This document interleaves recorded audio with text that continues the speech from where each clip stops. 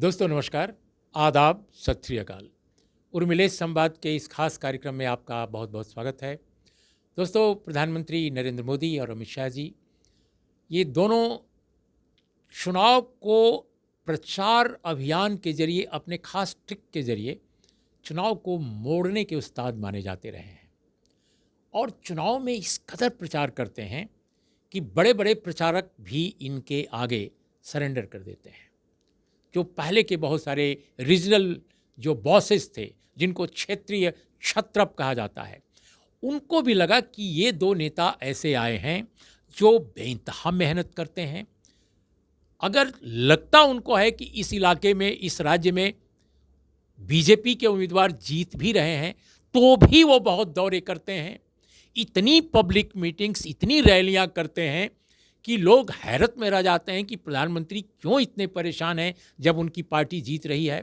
आपको याद होगा, ज़्यादा वक्त नहीं हुआ, मणिपुर से लेकर, जब मणिपुर जब नॉर्मल था उस समय की बात कर रहा हूँ, और पांडिचेरी तक छोटी छोटी जगहों पे, यहाँ तक कि आप पहले के चुनाव को देखिए, तमाम छोटे राज्यों में, केरल को देख लीजिए जहाँ बीजेपी का बहुत ज़्यादा स्टेक नहीं रहा है, या तमिलनाडु को देख लीजिए, कर्नाटक का चुनाव देख लीजिए, माननीय प्रधानमंत्री ने चुनाव रैलियों की झाड़ी लगा दी और जो बचा कुचा वो अमित शाह ने पूरा किया।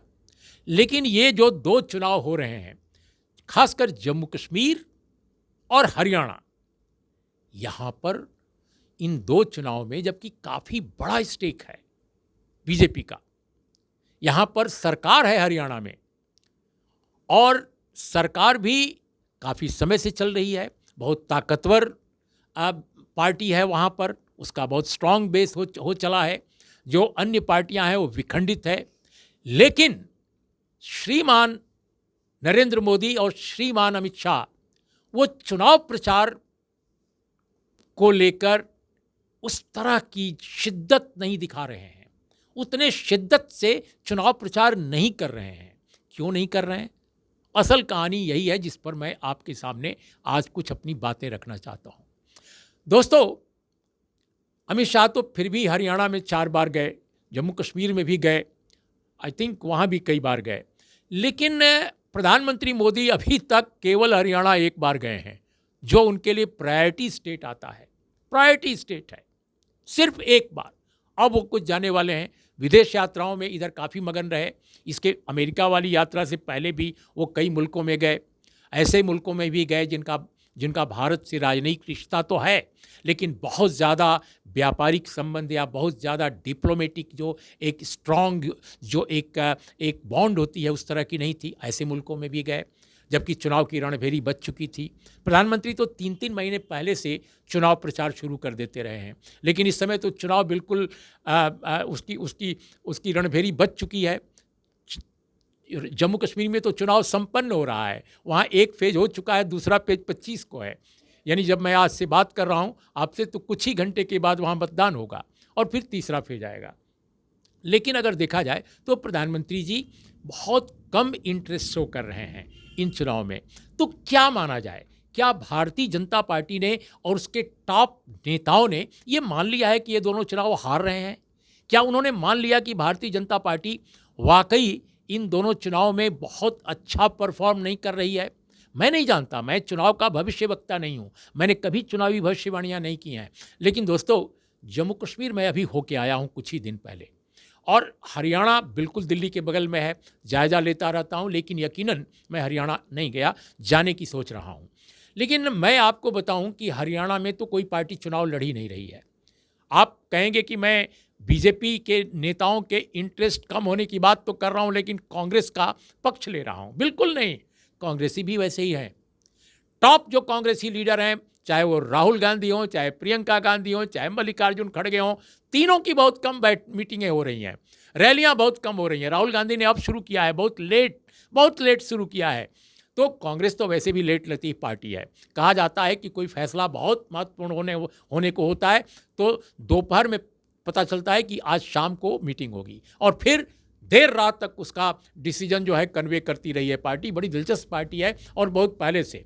लेकिन स्मार्ट पार्टी तो बीजेपी है, जो फटाफट काम शुरू कर देती है बहुत पहले, और एक ऑर्गेनाइज ढंग से कार्डर बेस्ड पार्टी है, वो चुनाव प्रचार में उतर पड़ती रही है, चाहे दूसरे और कामों में भी जो उसके अपने कामकाज राजनीतिक हैं।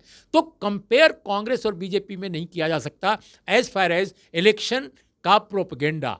उसके मामले में बहुत तेज रही है बीजेपी हमेशा से। लेकिन दोस्तों, कांग्रेस पार्टी ने अगर आप देखिए तो अभी तक जम्मू कश्मीर में उसने 4 जगह रैलियां की हैं। मैंने वो भी किसकी? राहुल गांधी की, जो उसके स्टार लीडर हैं। पहली रैली उन्होंने की थी रामबन में, रामबन डिस्ट्रिक्ट में, और दूसरी उन्होंने की अनंतनाग में, डुरू में, और तीसरी रैली उनकी थी पुंछ, और फिर इसके बाद श्रीनगर में। तो ये 4 रैलियां की हैं। और माननीय प्रधानमंत्री ने जो रैलियां की हैं, उन्होंने भी 28 को अभी सुना है कि जम्मू जाने वाले हैं, लेकिन वो डोडा, श्रीनगर और कटरा में किया है। लेकिन प्रधानमंत्री तो जम्मू कश्मीर को ये बताते रहे कि कैसे उनकी सरकार के डिसीजन से जम्मू कश्मीर लिबरेट हो गया। ऐसा लगा कि वो मुक्तांचल बन गया है। उनके मुताबिक सब कुछ खुशहाली हो गई है, प्रगति की बयार बह रही है, और वहाँ पर इन्वेस्टमेंट आ रहा है। न जाने क्या क्या कहा जाता रहा है कि 2019 के 5 अगस्त को जो फैसला किया था उनकी सरकार ने 370 को निष्प्रभावी करने का, स्क्रैप तो मैं नहीं कहता, लेकिन निष्प्रभावी करने का, उस आर्टिकल के बाद सब कुछ बदल गया है। जम्मू कश्मीर में आतंकवाद ख़त्म हो गया है। अब ये अलग बात है कि कश्मीर वैली में भले कभी कभी होती हैं, लेकिन जम्मू में तो लगातार इधर मिलिटेंसी का विस्फोट होता रहा है। लगता रहा है कि कोई हमला हो गया, कुछ हो गया, तो ये लगातार होता रहा है। लेकिन दावा सरकार यही करती रही है कि 2019 के बाद सब कुछ बदल गया है कश्मीर, अब कुछ भी वहाँ पर समस्या नहीं है। लेकिन दोस्तों, उस जम्मू कश्मीर में इतना कम इंटरेस्ट शो करना बीजेपी का, ये क्या बताता है? अभी तक भारतीय जनता पार्टी को जो सबसे अधिक भरोसा जम्मू कश्मीर में अपनी सरकार बनाने का है, वो जम्मू से है। लेकिन जम्मू में आपको बताऊं, जम्मू में राजौरी, पुंछ, नौशेरा, पूरा जो इलाका है, डोडा, किश्तवाड़, भद्रवाह जो इलाके हैं, इन इलाकों में भारतीय जनता पार्टी की स्थिति पहले से बहुत कमज़ोर दिख रही है। मैं स्वयं जब गया था इन इलाकों में, खासकर जम्मू में मैं गया, और श्रीनगर में भी गया, अनंतनाग भी गया, बहुत सारे क्षेत्रों में गया, तो वैली में तो बीजेपी का कोई नाम लेवा नहीं है। इसलिए वो सारी सीटों पर चुनाव ही नहीं लड़ रही है, उसको उम्मीदवार ही नहीं मिले। और उम्मीदवार अगर मिले भी तो टैक्टिकल मूव था, मैं नहीं जानता। उसको ज़्यादा इंटरेस्ट इस बात में है कि कुछ इंडिपेंडेंट जीत जाएं। इसीलिए शायद कुछ लोगों को जेल से रिहा किया गया कि ऐसे लोग जाएंगे तो इंडिपेंडेंट कैंडिडेट्स को जिता करके नेशनल कॉन्फ्रेंस और कांग्रेस के अलायंस को थोड़ा कमज़ोर करेंगे, और इस तरह जम्मू के बल पर बीजेपी अपनी सरकार बना लेगी। क्योंकि 5 सीटें तो नॉमिनेटेड हैं, तो उनका जो मैक्सिमम जो उनका एफर्ट है वो ये है कि जम्मू क्षेत्र में ज़्यादा से ज़्यादा सीटें वो प्राप्त करें, हासिल करें। 43 सीटें हैं और 47 सीटें हैं वैली में। तो ऐसी स्थिति में वैली तो गोल है। वैली अगर गोल है तो इंडिपेंडेंट का भरोसा है। कितने इंडिपेंडेंट जीतेंगे, नोबडी नोज। ये तो माहौल पर निर्भर करता है। और पहला फेज हो चुका है, उसमें दिख गया कि इंडिपेंडेंट्स की बहुत बड़ी हैसियत नहीं नजर आई। दूसरा फेज कल है, अब इसमें क्या होगा वो भी कल पता चल जाएगा। मेरा ये कहना है दोस्तों कि जम्मू में कितनी सीटें जीतेगी भारतीय जनता पार्टी। अगर जम्मू में बहुत ज़्यादा सीटें जीत पाने का अगर बीजेपी को एक आत्मविश्वास होता तो उसके नेता लगातार कैंपेन कर रहे होते। लेकिन हाल के दिनों में देखा गया कि माननीय प्रधानमंत्री ने जितनी रैलियां की हैं वो नाकाफ़ी हैं जम्मू जैसे क्षेत्र के लिए, जो कहने के लिए जम्मू संभाग जम्मू कश्मीर का एक हिस्सा है, लेकिन वो पूरे प्रदेश की तरह है। भौगोलिक रूप से देखिए तो आने जाने में बहुत वक्त लगता है, और उसके जो प्रदेश नेता हैं वो उनकी हैसियत ऐसी नहीं है कि वो पूरे जम्मू क्षेत्र के लोगों को प्रभावित कर सकें जैसे कश्मीर वैली के नेताओं का है। उमर अब्दुल्ला, फारूक अब्दुल्ला अपनी पार्टी के सब कुछ हैं, वो सर्वे सर्वा हैं। लेकिन बीजेपी का कोई नेता ऐसा नहीं है जो ये कह सके कि जम्मू क्षेत्र में वो सर्वे सर्वा हैं, और उनकी पार्टी जो है वो जो भी चाहती है वो सिंबलाइज करते हैं उनको। नौशेरा में जो जम्मू क्षेत्र का एक बहुत महत्वपूर्ण इलाका है, राजौरी क्षेत्र का, राजौरी जिले के अंदर आता है। वहाँ तो रविंदर रैना बीजेपी के प्रदेश अध्यक्ष, वह स्वयं इतने ज़बरदस्त कॉन्टेस्ट में फंसे हुए हैं कि न जाने वो जीतेंगे कि हारेंगे, कोई नहीं बता सकता। कॉन्फिडेंट बिल्कुल नहीं है, उनके लोग नहीं कॉन्फिडेंट हैं, बीजेपी स्वयं कॉन्फिडेंट नहीं है कि उनका प्रदेश अध्यक्ष जम्मू जैसे इलाके में जो बीजेपी का स्ट्रांग बेस रहा है वहाँ चुनाव जीत पाएगा। तो इससे ये लगता है कि अगर हरियाणा में कांग्रेस पार्टी उतना ज़्यादा अभी तक चुनाव प्रचार में वक्त नहीं दे रही है, तो ठीक उसी तरह से भारतीय जनता पार्टी भी ज़्यादा, अगर देखा जाए जिस तरह से वो पहले चुनाव प्रचार करती रही है उस तरह से नहीं कर रही है, न तो हरियाणा में और न तो जम्मू कश्मीर में। जम्मू कश्मीर का मामला तो समझा जा सकता है, लेकिन हरियाणा में वो क्यों नहीं कर पा रही है, ये बात नहीं समझ में आती। अमित शाह तो जोर लगा रहे हैं, लेकिन प्रधानमंत्री जी सिर्फ एक जगह गए हैं और अब शायद कुछ और उनकी रैलियां होंगी।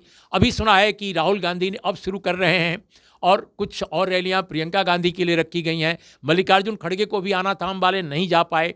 तो ये क्या मामला चल रहा है? कुछ लोग कहते हैं कि साहब ये कुमारी सैलजा और हुड्डा साहब, इन दोनों की लड़ाई में शायद केंद्रीय नेतृत्व जो है थोड़ा सा ढील दिए हुए है कि let them fight and then we will enter into election propaganda letter.